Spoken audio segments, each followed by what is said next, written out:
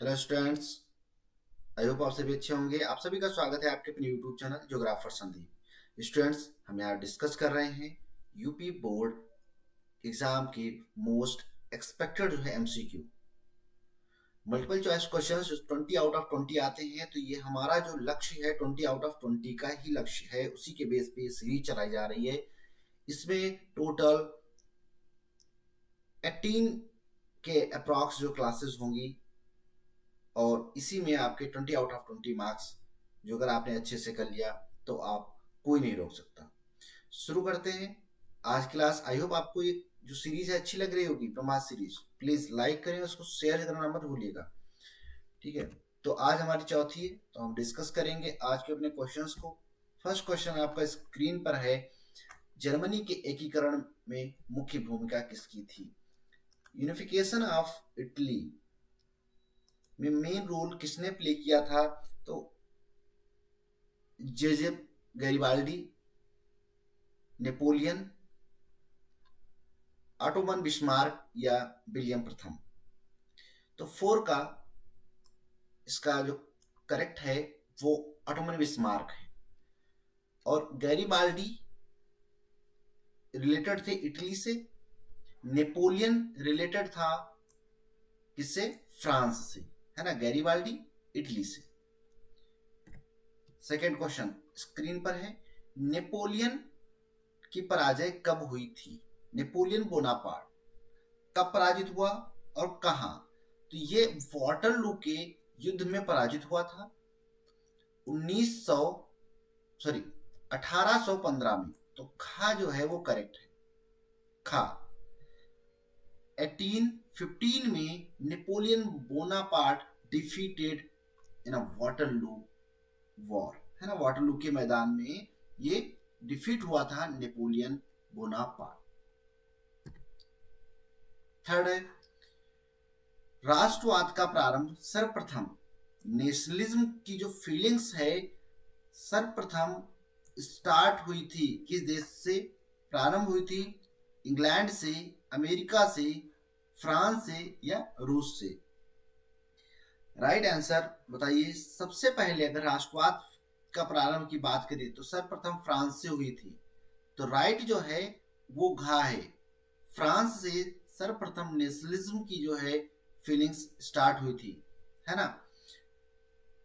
और इंडस्ट्रियलाइजेशन सर्वप्रथम कहां से स्टार्ट हुआ था? तो वो आप बताएंगे इंग्लैंड से। Right, okay. Now next question है आपकी स्क्रीन पर, आर्थिक मंदी जो इकोनॉमिक डिप्रेशन आया था का प्रारंभ कब से हुआ, है ना। इकोनॉमिक डिप्रेशन का प्रारंभ कब से हुआ?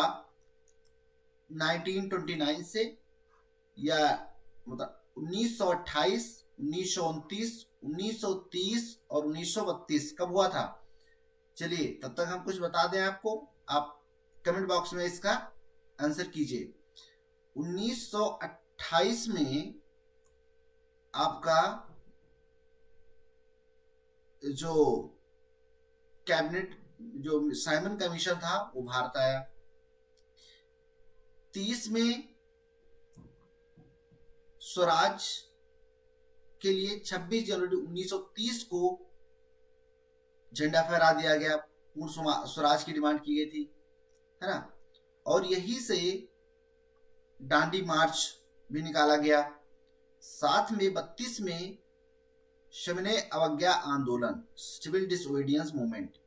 नाउ करेक्ट है आपका, इकोनॉमिक डिप्रेशन की बात करें तो डिप्रेशन में करेक्ट आपका है यहां पर खा 1929। इकोनॉमिक डिप्रेशन 1929 से प्रारंभ हुआ था, ये आप ध्यान रखिएगा बिल्कुल, है ना, 1929 में। Okay, now next question screen पर है, निम्नलिखित में से कौन सा संघीय सूची यानी यूनियन लिस्ट का विषय है? आपको बताना है, लिस्ट होती है तीन, यूनियन लिस्ट, स्टेट लिस्ट और concurrent list. Union list central के द्वारा गवर्न की जाती है, स्टेट लिस्ट स्टेट राज्य के द्वारा गवर्न की जाती है, और कंकरेंट लिस्ट स्टेट और आपका सेंट्रल दोनों के द्वारा जो कानून बनाए जाते हैं उनको वहां पर रखा जाता है। तो यहाँ पर जो करेक्ट होगा रक्षा, कृषि, व्यापार या शिक्षा। शिक्षा जो है वो कॉन्करेंट लिस्ट का पार्ट है, हमने आपको बता दिया है ना। अब संघीय सूची का पार्ट कौन है आप बताएंगे। अगर हम यहाँ पर करेक्ट क्या रहेगा हमारा का, क्योंकि रक्षा जो है वो यूनियन लिस्ट के अंतर्गत आता है, डिफेंस जो है यूनियन लिस्ट के अंतर्गत रहता है ना। तो का आंसर करेक्ट है आपका। नेक्स्ट आपका है स्क्रीन पर कि निम्नलिखित में से किस प्रदेश में सीढ़ीदार खेती की जाती है। सीढ़ीदार खेती कहाँ की जाती है ये आपको बताना है। सीढ़ीदार खेती पंजाब में की जाती है, हरियाणा में की जाती है, गुजरात में की जाती है या उत्तराखंड में की जाती है। सीढ़ीदार खेती वहां टेरेस जो फार्मिंग है सुटेबल होती है जहां पर जो एरिया होता है वो हिली एरिया के अंतर्गत इसको फॉलो किया जाता है ना। जहां पर हिल्स होते हैं वहीं पर ये सबसे ज्यादा जो फायदेमंद होती है। इसलिए आपका जो करेक्ट है वो आपका करेक्ट है घा, यानी उत्तराखंड में की जाती है ना। उत्तराखंड में सीढ़ीदार खेती की जाती है। नेक्स्ट, निम्न में से कृषक किसको कृषि क्षेत्रक है ना, एग्रीकल्चर सेक्टर में सेक्टर कहते हैं है ना। एग्रीकल्चर सेक्टर किसे एग्रीकल्चर सेक्टर कहते हैं। एग्रीकल्चर सेक्टर की अगर हम बात करें, ये आपका 6 था है ना, यहाँ पर 7 है आपका। एग्रीकल्चर सेक्टर की बात की गई है तो एग्रीकल्चर सेक्टर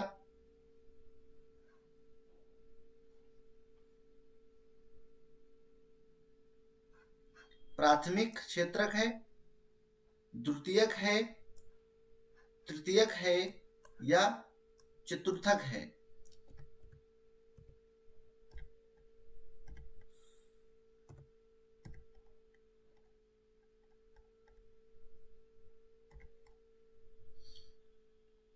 इसमें आपका कृषि क्षेत्र जो है वो फर्स्ट आता है ना। प्राथमिक क्षेत्र के अंतर्गत कृषि क्षेत्र देखने को आपको मिलता है ना। प्राइमरी सेक्टर में, द्वितीयक सेक्टर में विनिर्माण उद्योग देखने को मिलते हैं जो कि कृषि पर आधारित होते हैं। तृतीय क्षेत्र को हम सेवा क्षेत्र भी कहते हैं है ना, सेवा क्षेत्र भी कहते हैं या सर्विस सेक्टर भी कहते हैं, जो कि टोटली परिवहन पर होता है, ट्रांसपोर्ट पर डिपेंडेंट होता है। चतुर्थक सेक्टर जो है वो एक हाई क्लास का आता है, इसके अंतर्गत आपके डिसीजन मेकिंग के कार्य होते हैं। तो आई होप आपको ये चारों समझ में आ गए होंगे। नेक्स्ट है हमारा,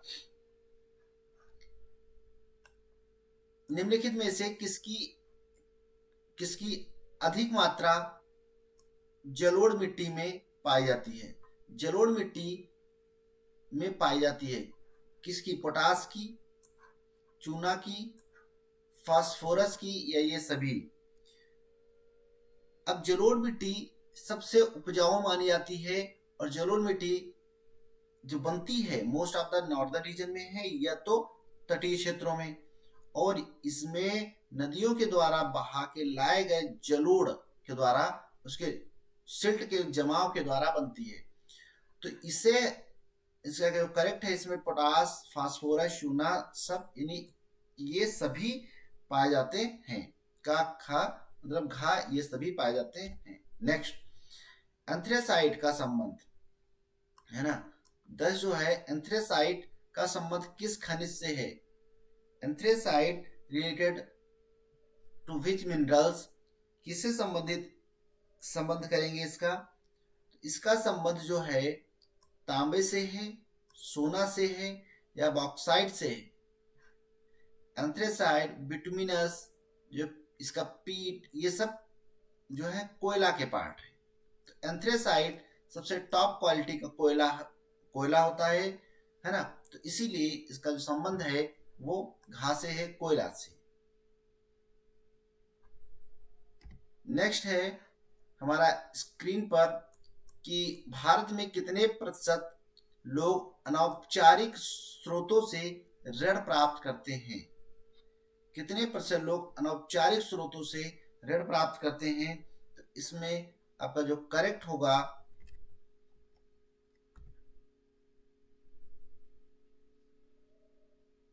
अनौपचारिक स्रोतों से, कहां चला गया, अनौपचारिक स्रोतों से ऋण प्राप्त करना, यानी 85% जो है पीपल वो अनौपचारिक, यानी 85% लोग अनौपचारिक स्रोतों से ऋण प्राप्त करते हैं।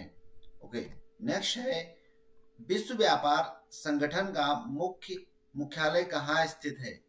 विश्व व्यापार संगठन है ना, इसको वर्ल्ड ट्रेड ऑर्गेनाइजेशन कहते हैं। इसका मुख्यालय कहाँ पे है। इसका मुख्यालय आपका वर्ल्ड ट्रेड ऑर्गेनाइजेशन का मुख्यालय जिनोवा में है ना।